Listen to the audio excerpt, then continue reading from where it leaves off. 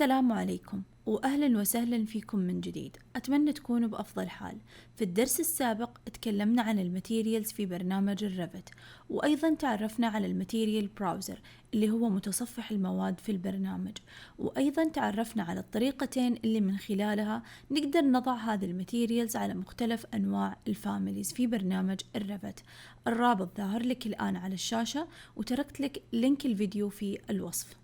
هذا الدرس أيضا بينقسم لقسمين. في البداية بنتعرف على طريقة عمل الكاستم ماتيريال، وبنستخدم ال PBR ماتيريال، وهذا الاختصار معناه Physical Based Render، وهذا يعني أن المادة أو الخامة تصف الخصائص المرئية للسطح مثل الانعكاس والانكسار، بحيث تكون النتائج واقعية في مختلف ظروف الإضاءة.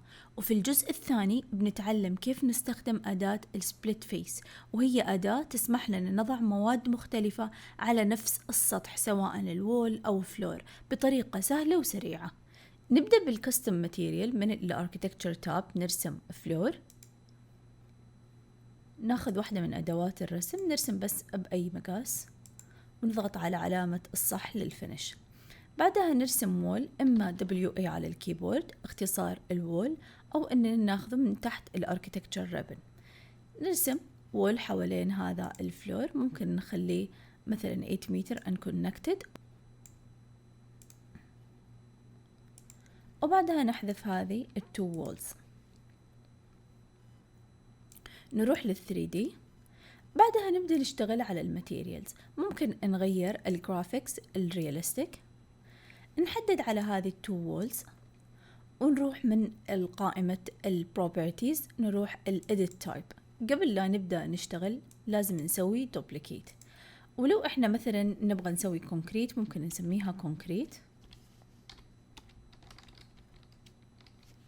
نضغط على اوكي.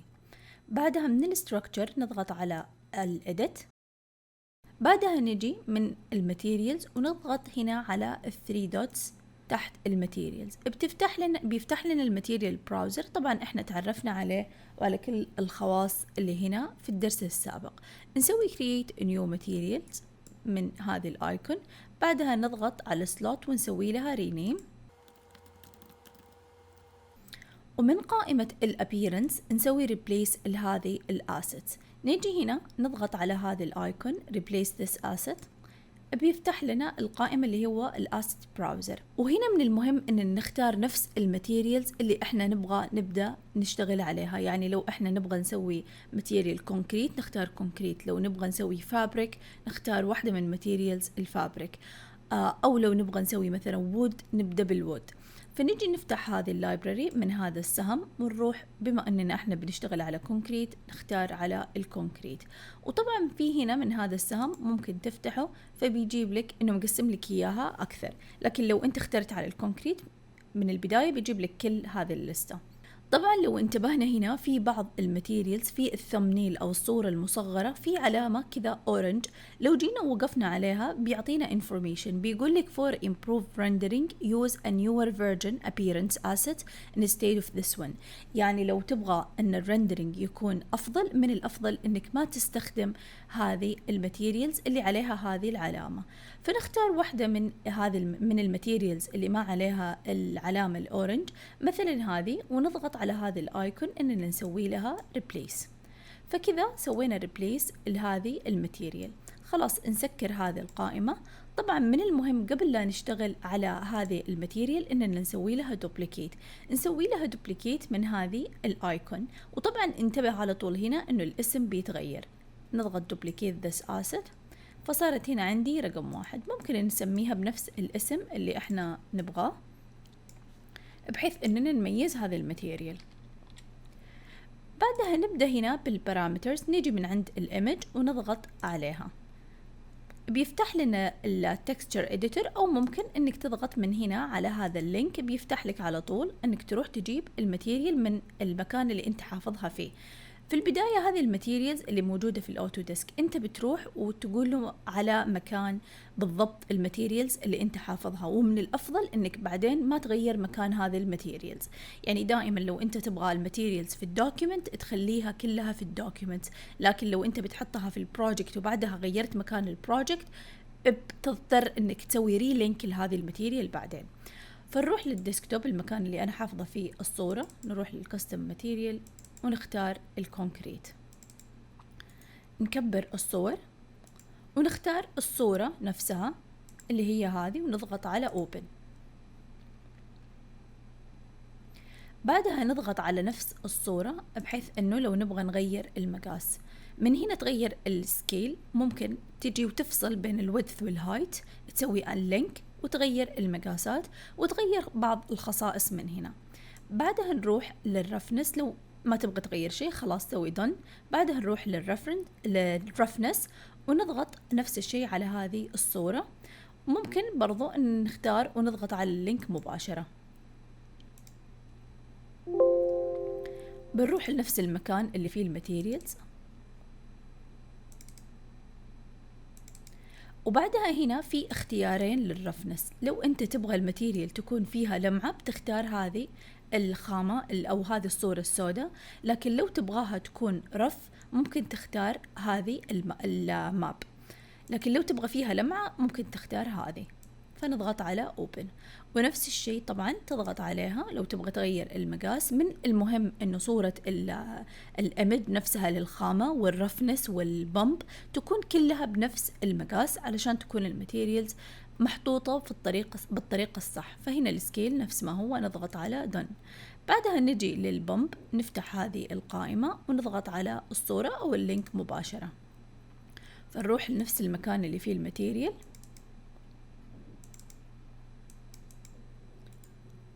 ونختار على هذه الصورة ونضغط على open. بعدها نضغط على الصورة نفسها ونتأكد من المقاس انه نفسه. وبعدها هنا من الادفانس غير الماب النورمال ماب، وممكن تزيد الدبث اماونت. طبعا لو تبغى تشوف الريزلت ممكن تشوفها هنا، وممكن تغير السين الوول، بياخذ وقت عشان يسوي ابديت. ممكن نزود الدبث اماونت، ممكن تزودها من السلايدر او انك تكتب هنا وبعدها تضغط على done. لو تحب تزيد الريفلكت افكت من هنا اما من السلايدر او من هذا الرقم، لما تخلص اضغط على done. نضغط اوكي. فهذه نتيجة هذا الماتيريال. ممكن نعيد نفس البروسيس الوود لهذا الفلور، نضغط على الفلور نقول له edit type، بعدها نسوي duplicate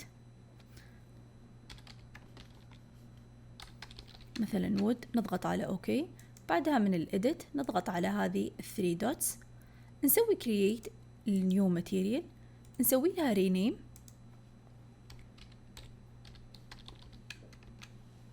بعدها نروح من الappearance ونضغط على replace this asset ونختار طبعا هذه المرة الوود. في مجموعة من الاختيارات ممكن نختار هذا الوود بما انه ما عليه اهم شيء العلامة. نضغط على هذه الايكون، بعدها نجي هنا نسوي دوبليكيت قبل لا نبدأ، نسميه ممكن عشان نميزه بنفس الاسم. نبدأ بالإيمج نضغط عليها، ممكن نضغط من هنا على نفس اللينك، بعدها نروح للمكان اللي احنا حافظين فيه الصورة ونختار على هذه الصورة الإيمج الأصلية ونضغط على open. بعدها نشوف المقاس، ممكن نكبر السكيل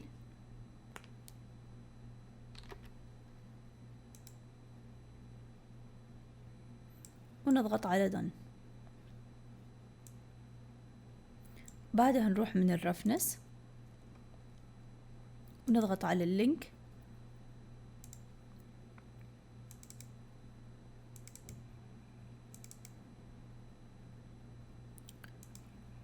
ونختار هذا الماب. وطبعا زي ما قلنا المرة اللي فاتت لو تبغاها أقل لمعة ممكن تختار هذه الماب، نغيرها بنفس المقاس، نضغط على done. بعدها الخطوة الأخيرة من البومب، نضغط على الماب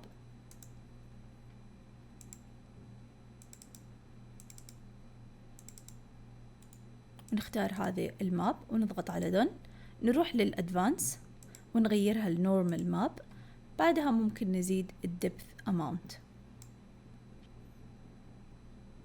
ونضغط على done. بعدها ممكن تزيد الرفلكت أو تقلل منه. ممكن تغير من هنا طريقة عرض هذه الماتيريال.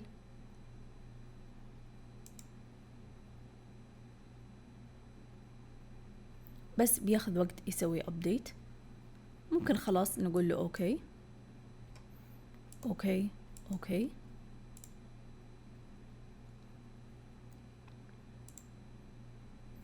فهذه عندي الماتيريال بهذا الشكل. ممكن نكبر الماتيريال أكثر، بس أنت الآن وضحت معاك الصورة.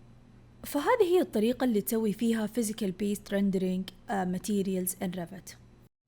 ننتقل للجزء الثاني وهو طريقة استخدام أداة السبليت فيس. هذه الأداة جدا رائعة لأنها تسمح لنا أن نضع ماتيريالز مختلفة على نفس الفيس أو السيرفس، سواء كان وول أو فلور أو سيلينج. ما نضطر أن نقسم هذا الفيس الأقسام بنفس الوول وبعدين نضيف ماتيريالز.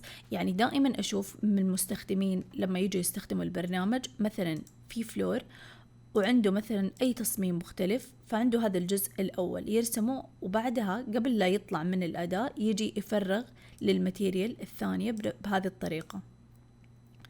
بعدها يحط علامة الصح خلاص للفينش. بعدها يرجع ويروح من الاركيتكتشر للفلور، وبعدها يرسم الجزء الثاني. ممكن نروح للتوب فيو.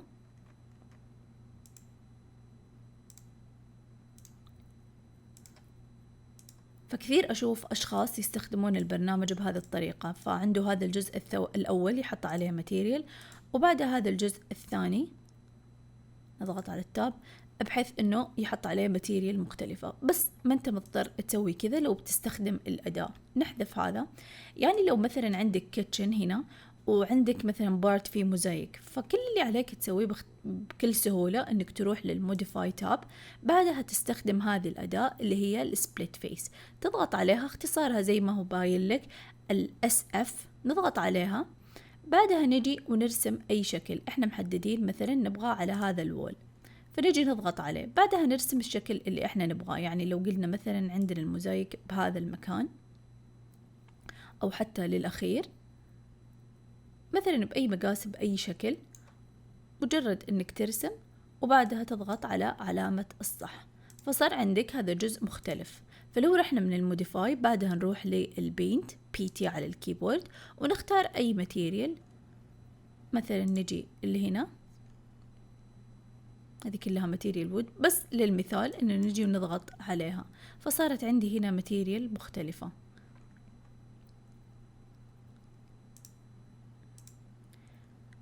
وممكن نروح لنفس الفلور مثلا نحدد عليها ونجي نستخدم أداة السبلت اللي هي هذه. ممكن نحدد عليها من البداية أو إننا نروح ونضغط على السبلت، فنجي ونختار الفيس اللي نبغى نرسم عليه. مثلا هو هذا.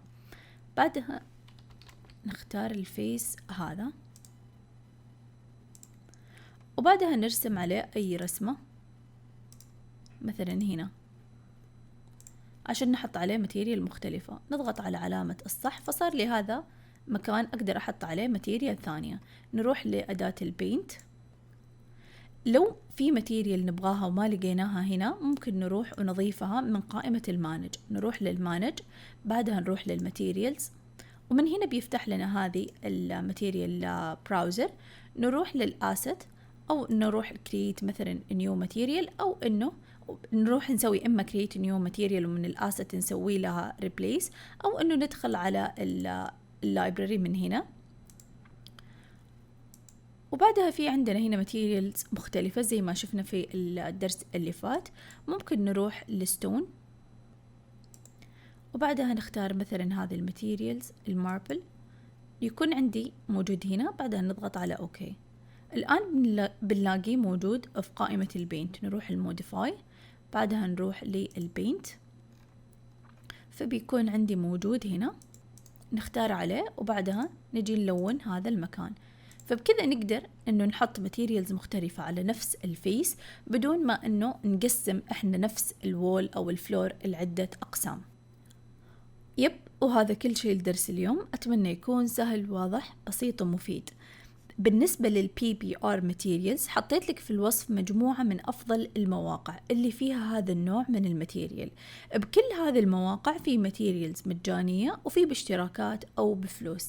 وطبعا هذه الماتيريالز تقدر تستخدمها مع أي ديزاين سوفت وير، مو شرط الريفت، ممكن ماكس، ممكن سكتشب. لو لسه ما اشتركت في القناة لا تنسى الاشتراك، وأكيد أقدر دعمك لو ضغطت على زر اللايك.